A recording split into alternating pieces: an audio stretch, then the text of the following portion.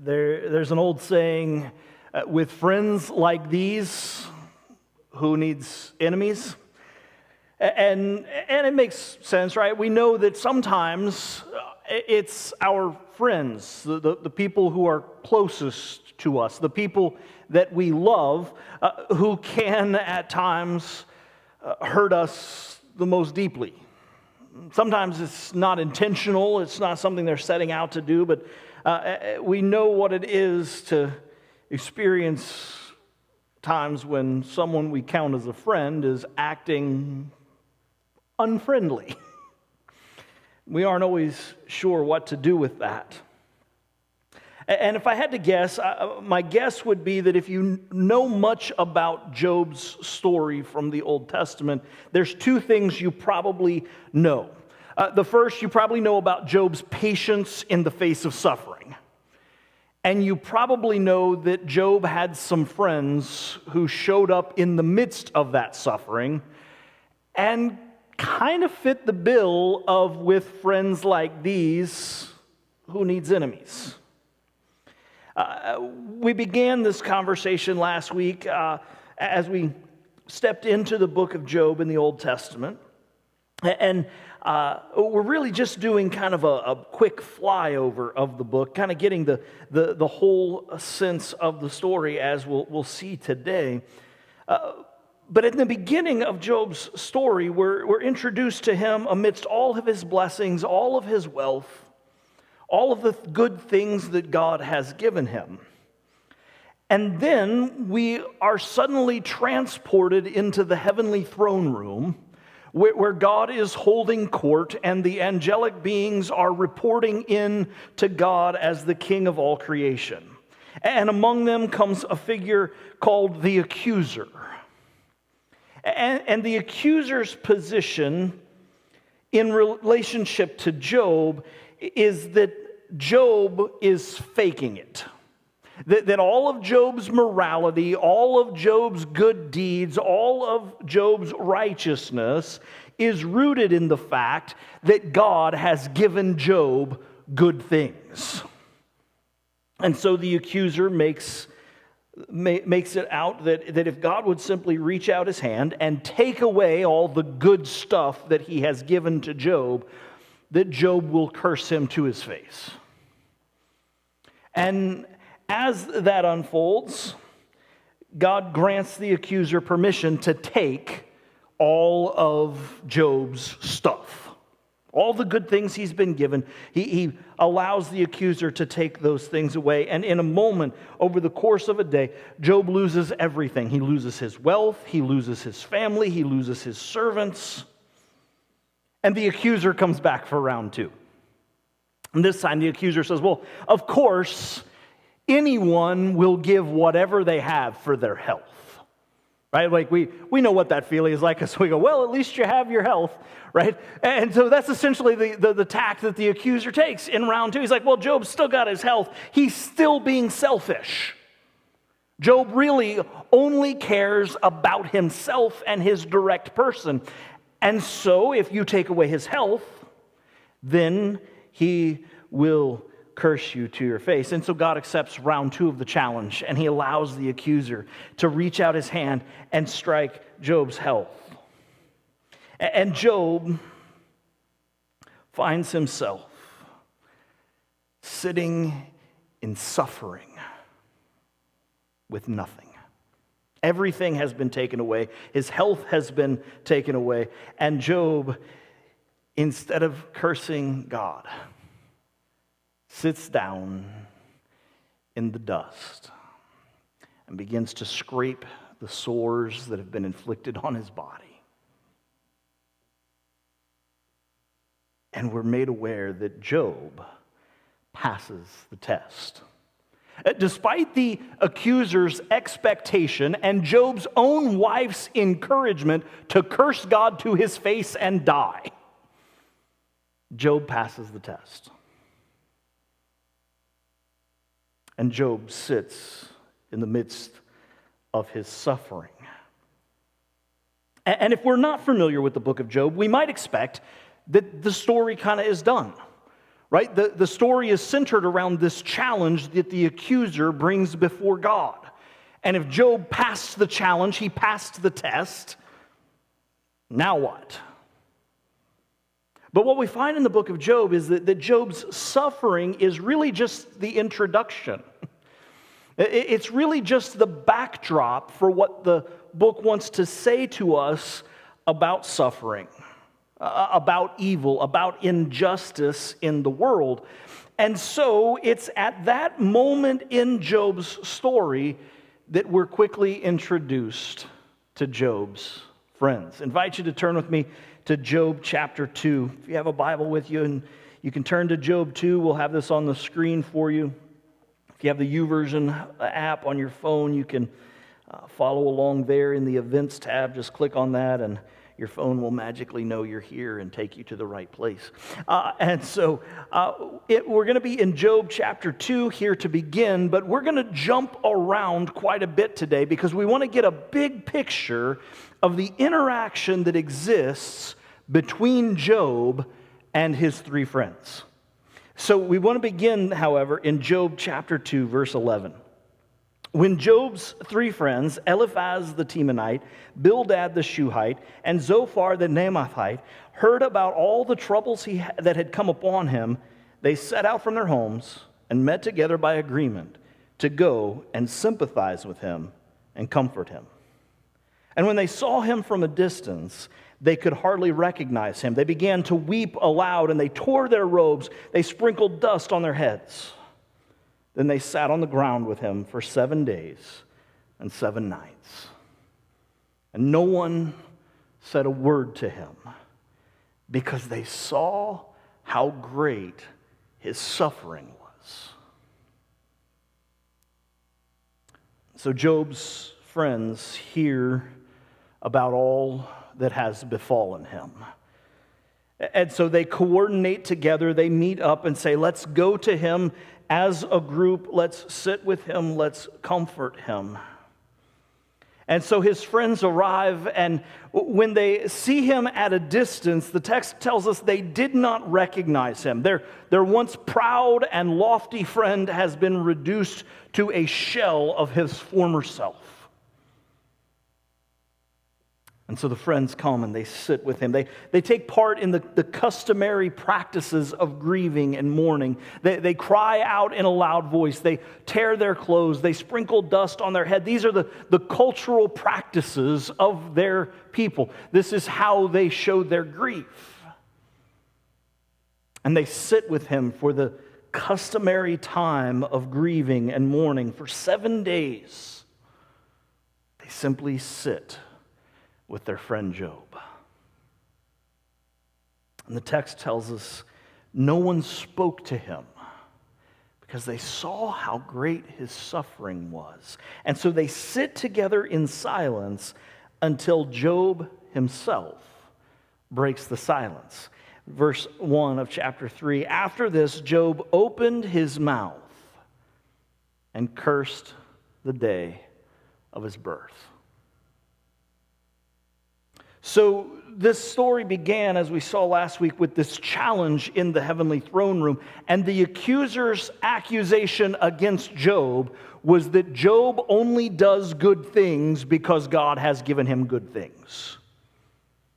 And so God, if you take away Job's good things, he will curse you to your face. At the end of round 2, as we saw a few moments ago, Job's wife looks at him and says, I don't know why you're continuing to be this stubborn. Just curse God and die. And so in the introduction to Job's story, the challenge is he going to curse God to his face? And instead, when Job finally speaks, we're told that he curses the day of his birth. Essentially, Job says, I wish that I had never been born. My suffering is so great that I wish none of this had ever happened. I would trade my life to end this suffering. And Job is going to continue on from there, and he's going to begin to pour out the full weight of his grief and his suffering for these three friends who have come to sit with him. And Job, or rather the writer of the book of Job, uses Job's words and the presence of these three friends to set up the structure of the book. Right? For the next 34 chapters, here's what we would find. If we took the time to read through all of Job sequentially, what we would find is a series of speeches where one of Job's friends speaks, and then Job replies. And then another of the friends speaks, and Job replies. And then a third of the friends speak, and Job replies. And that cycle repeats itself over and over again for the next 34 chapters. From a literary standpoint, people who study the book of Job refer to this section as the dialogue. But it's not really a conversation. A conversation is a give and take. You say something and I take something you said and I respond and address what you're saying to further the conversation. That's not what we find happening in Job. In Job, we find a series of speeches where someone makes a point, then the next person talks, and they might make a completely unrelated point. They might go off on a tangent that has nothing to do with the original point. They might circle back to something that someone said earlier. It's not a give and take conversation. It's a series of speeches, a cycle of speeches that kind of lay out some big picture truths, or at least the pursuit of truth. And that pattern continues throughout the bulk of the book of Job. It's unchanged until we get almost to the end of the book, and all of a sudden, a fourth friend shows up. And a fourth friend begins to speak into the situation. But to get us an idea of the book of Job as a whole, we want to look for a moment at the perspective that each of these first three friends kind of bring to the discussion. Right? Overall, Eliphaz, he seems to be a bit of a mystic. He focuses on the supernatural, divine realities of the world. He's talking about spiritual things often in his series of speeches. For his part, Bildad, the second friend, is kind of a sage of what we would call the wisdom tradition. It's the tradition that gives us the book of Proverbs, gives us books like Ecclesiastes in the Old Testament. The wisdom tradition is rooted in the idea of this is how the world should work. This is what happens. If you do good things should come to you. If you are a bonehead and you do wicked things, guess what? You should expect wicked things in return. That's how the world supposedly should work. That's the perspective that Bildad takes as someone in this wisdom tradition. And then third, we meet Zophar, who is a dogmatic believer in the way things work. He's very much rooted and grounded, saying, look, we can look at the way things work in the world, and the way things have always worked in the world is the way that we should expect things to continue to work in the world. Right? So he is dogmatic, a believer. He's a practical kind of guy. So we have this spiritual perspective, we have this wisdom perspective, and then we have this practical application. Look, over history, this is how the world operates. And so that's what we expect to continue to happen. And throughout their speeches, they all kind of gravitate to those sort of corners. And collectively, as the three friends talk to Job, they present him with what one writer calls the wisdom of the ages. What we find in their words is the best understanding of suffering that humans have discovered since the beginning of time. They are kind of collecting all the little nuggets about the way the world works and what we should expect, and they're presenting it to Job in the midst of his suffering. To give us an idea of that, we want to look really briefly today at some snippets of this conversation. So we're going to jump around throughout the book of Job. If you've got a Bible handy, if not, you can follow along with us on the screen, or again in YouVersion. Everything will be kind of pulled up there for you. But we want to look at each one of these friends and their perspective and what they offer Job. So let's start with Eliphaz in Job chapter 4. In verse 7, Eliphaz tells Job, "Consider now, who being innocent has ever perished? Where were the upright ever destroyed? As I have observed, those who plow evil, those who sow trouble, they reap it. At the breath of God they are destroyed, and at the blast of his anger they perish." Now jump down to chapter 5, verse 18. "For he," meaning God, "wounds, but God also binds up. He injures, but his hands also heal. From 6 calamities he will rescue you. In 7 no harm will heal you." Verse 27 then, he concludes his speech saying, "We have examined this,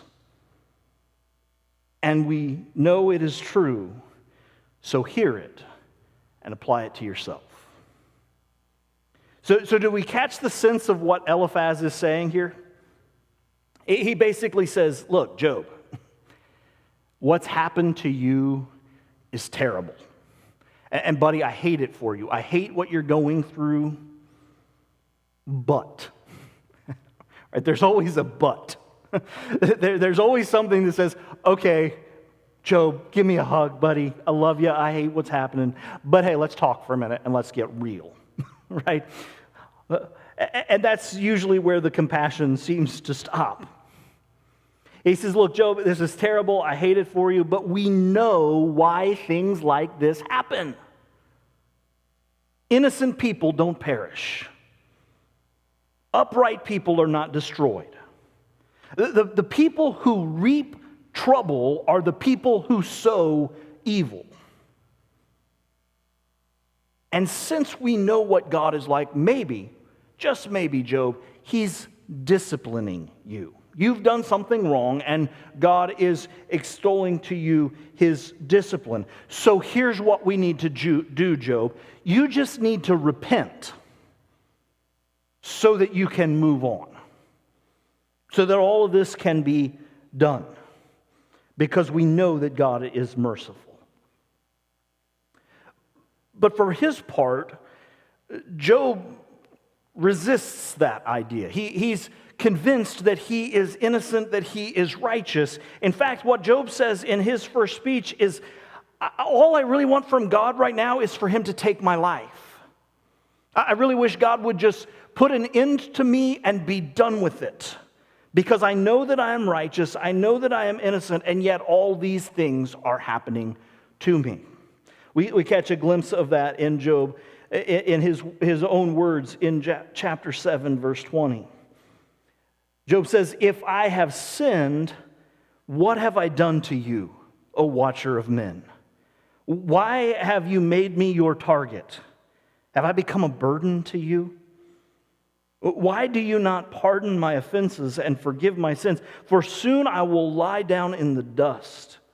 You will search for me, but I will be no more." So here's what Job says. He's crying out to God saying, what have I done? I'm righteous, I'm innocent. Am I just a burden to you? Are you just frustrated with me? God, what have I done? And he maintains he's done nothing wrong. So then Bildad speaks up at the start of chapter 8. And Bildad the Shuhite replied, "How long will you say these things? Your words are a blustering wind. Does God pervert justice? Does the Almighty pervert what is right? When your children sinned against him, he gave them over to the penalty of their sin." Now remember, in the first round of Job's trials, his children were killed when the house of the oldest brother collapsed. And Bildad's answer to Job is, they must have got what was coming to them, which is not the recommended way to counsel and comfort your friend when they are experiencing incredible tragedy, right? But Bildad, look, we know how the world works. Evil people have evil things happen. If your children were killed when the house collapsed, they must have been sinners who deserved it. Okay, let's continue with Bildad's words in verse 5. But if you will look to God and plead with the Almighty, if you are pure and upright, even now he will rouse himself on your behalf and restore you to your rightful place.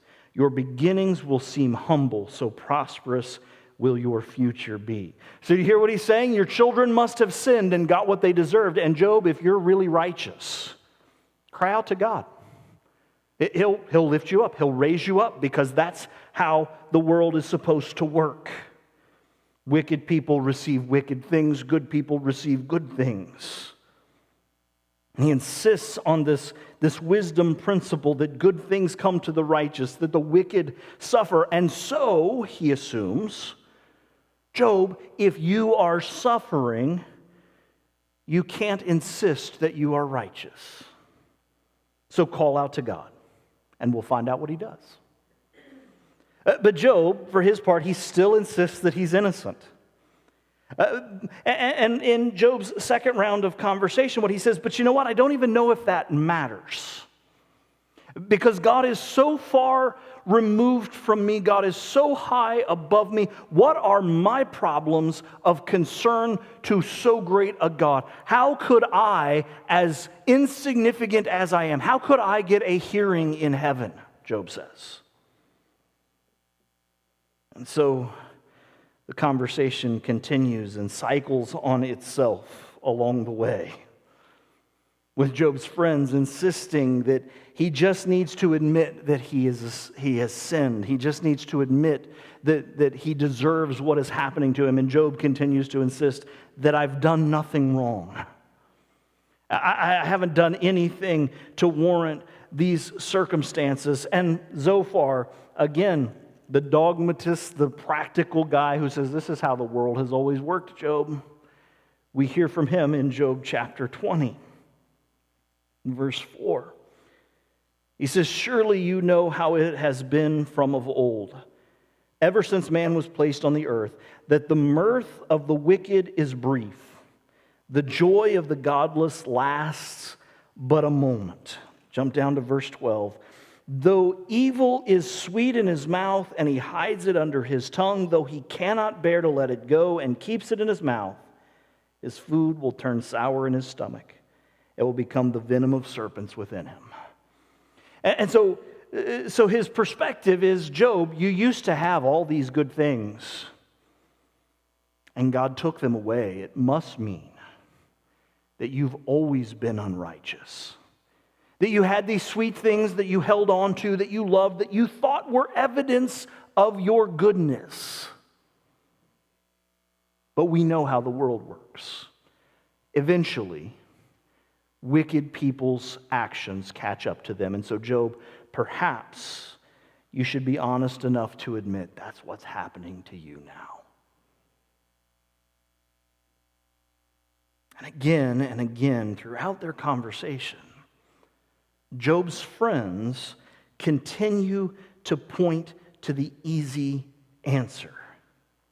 They see the world as if it is a paint-by-number picture, where you don't really have to be an artist. You just have to know where the number is and what color matches the number, and then if you paint those in, you'll end up with a beautiful picture.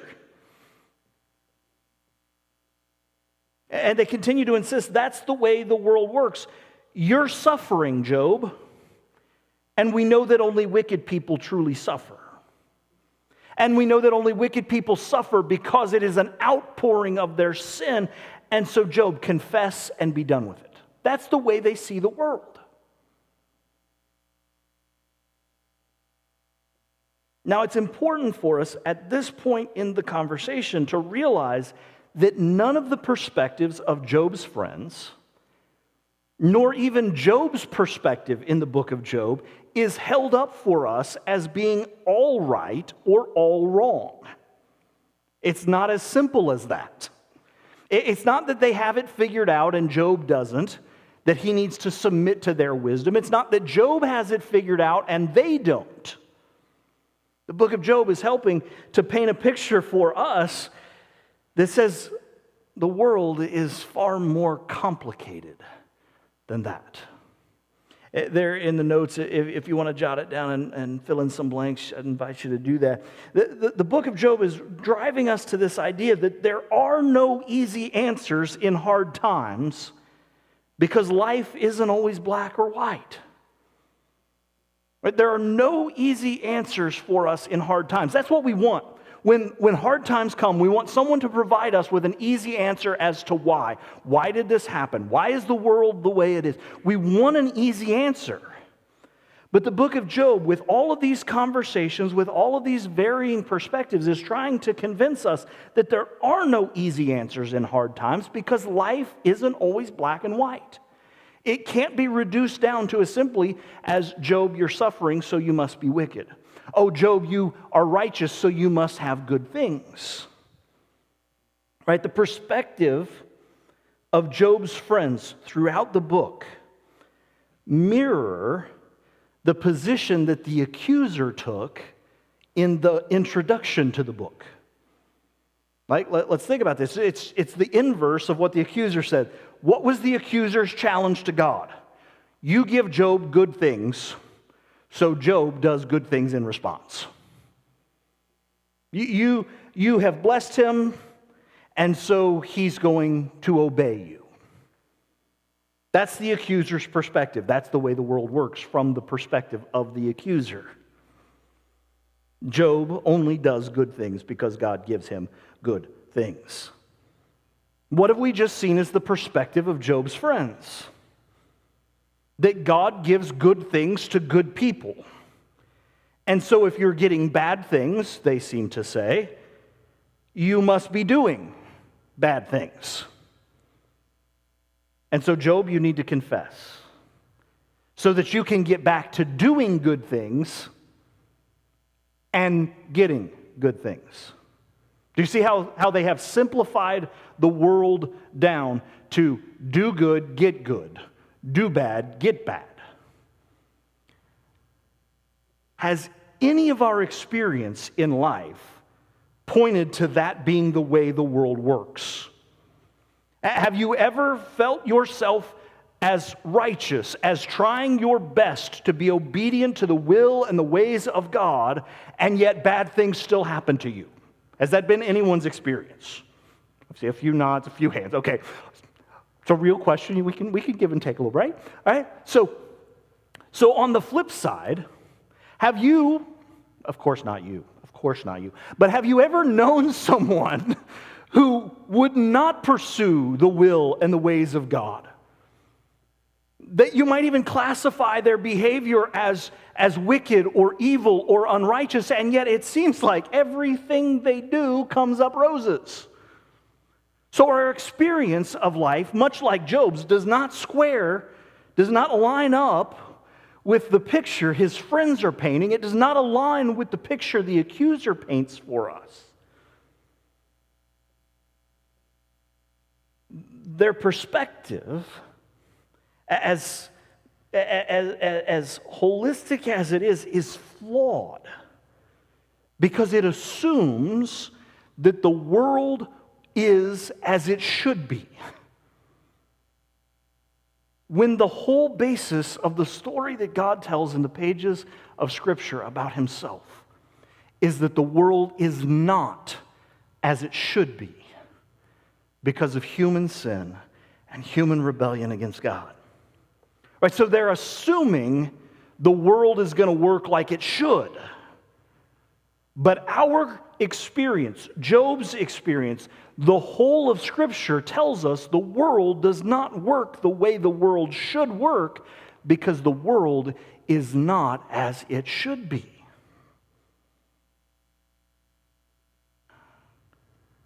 And sometimes bad things happen because the world is broken by sin. It is, as the New Testament will go on to tell us, that creation itself is groaning for redemption.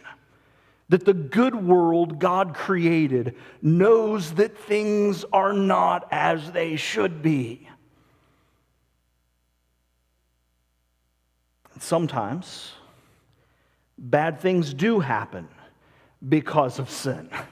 Sometimes bad things happen as the direct result of sin, but not always yours. Right?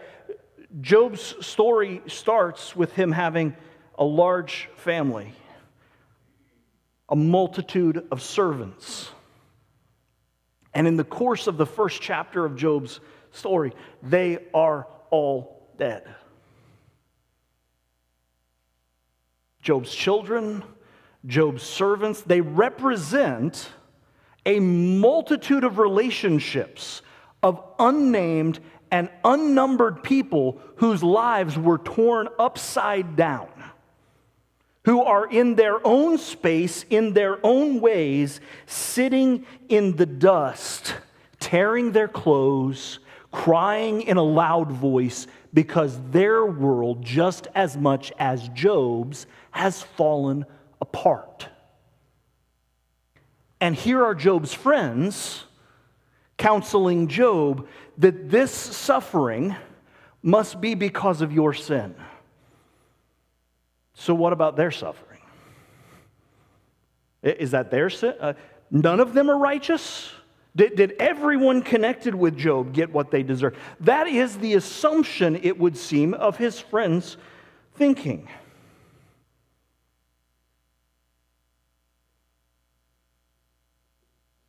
And for us, if we've been reading the book of Job from the beginning, we know his friends are wrong. Because remember, in chapter 1, God has already gone on record and told us, there's no one like my servant Job. Someone who is upright in every way, who fears God and shuns evil. We already know Job is innocent. That's already been settled for us as readers of the book, because that's the whole basis of the challenge that the accuser makes. The accuser shows up and God says, hey, have you thought about my servant Job? There's no one like him. And so we know, as much as Job knows, that he's innocent. He's done nothing that warrants this suffering. But let's suppose, just for a moment, that his friends were right. Even if they were right, their sense of justice is flawed, because even if Job sinned, he's not the only one that is impacted by all the things that have befallen him. And so now we're back to all the other people sitting in the dust and ashes, mourning the loss of their spouse, the loss of their son, their daughter, their friend. And the friends of Job want to reduce it down and say, all of this happened, Job, because you have some secret hidden sin. And we know that's just not the way it works. The corruption of sin, the brokenness of God's good world forces us to accept that there are no easy answers, because the world is not always as simple as black and white.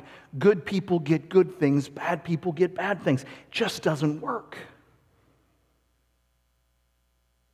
The troubling part, from the perspective of Job's friends, is that their perspective is rooted in really good theology.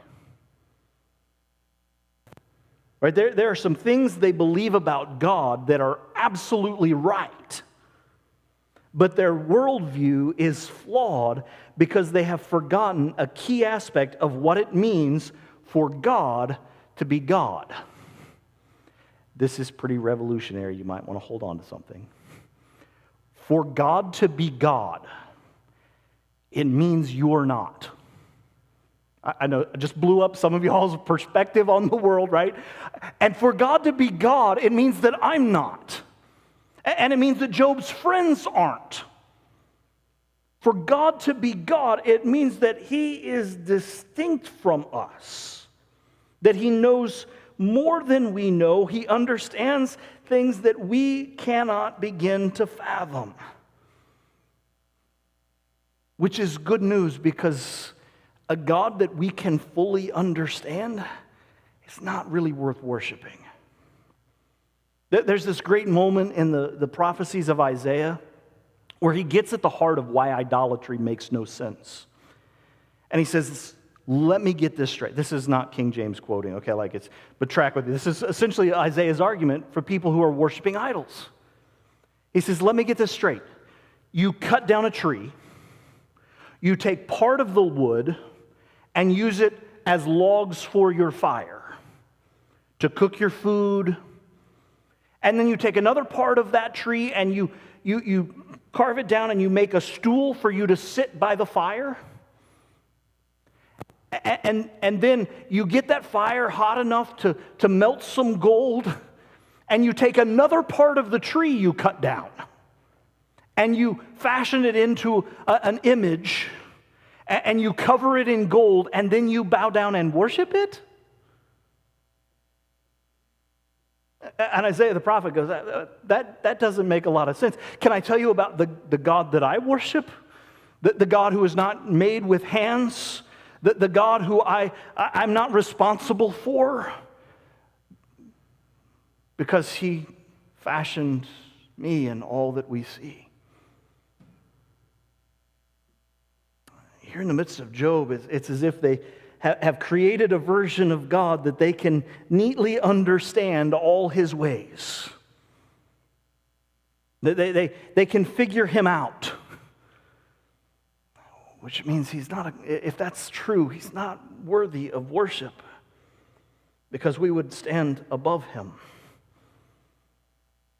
And so as we make our way through the conversation that Job has with his friends, it becomes clear that they are making they're falling into the common trap of human pride.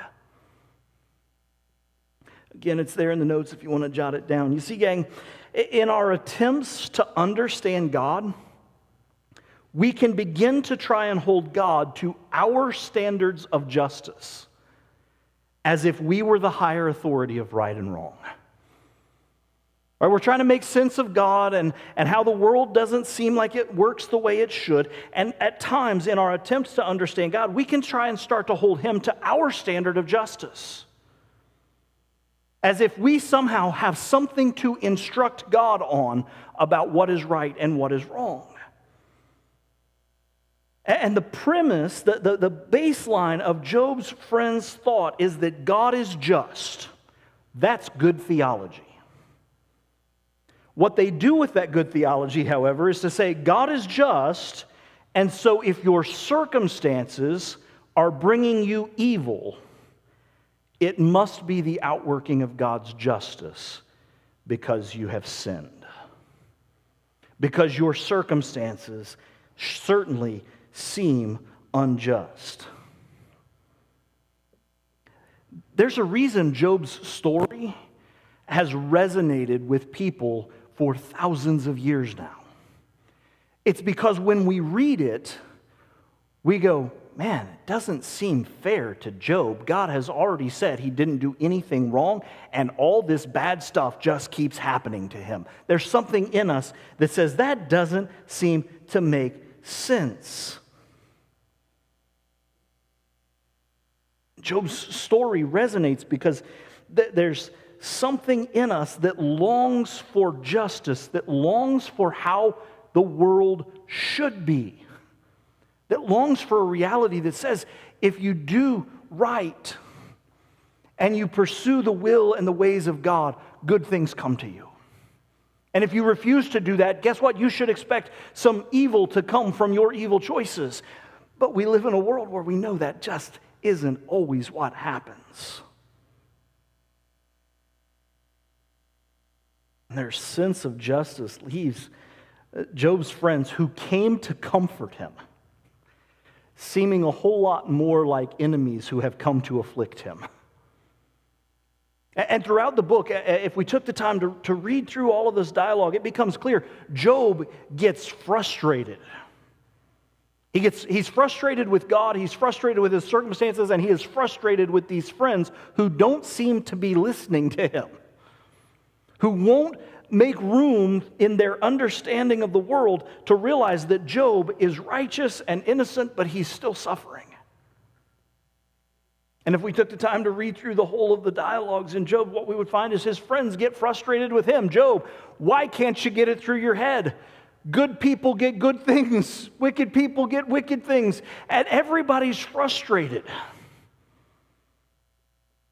because things don't seem to work the way that they should. And it's that sense of justice that ultimately is going to leave Job asking time and time again for his day in court. Job continues to circle back to this idea within the conversation with his friends that if I could only get a hearing in heaven, if I could stand before God, he would declare me innocent, even if my circumstances seem to say otherwise. And it's when we come to the end of the book, as we'll do next week together, that after all of the conversation, after all of the good theology, after all of the flawed worldview that exists between Job and his friends, after all of that, when we come toward the end of the book, Job gets exactly what he wants. He gets an audience with the God of all creation. And what he finds, and we'll look at this in more detail next week, but what he will find is that there are no easy answers in hard times because the world isn't always black and white. And so that means that in our attempts to understand God, to make sense of him, if we aren't careful, we can begin to try to hold him to our sense of justice rather than submitting ourselves to his. And as a whole, the book of Job stands as a testament to the character and nature of God to say in a broken world, the circumstances we find ourselves in, the difficulties we face, do not undermine God's goodness or his justice or his compassion for us. And it's only when we stand with Job in the presence of God and meet him at the end of the book that comes into clear focus for us. Would you pray with me as the team comes back? Stand to your feet as you're able.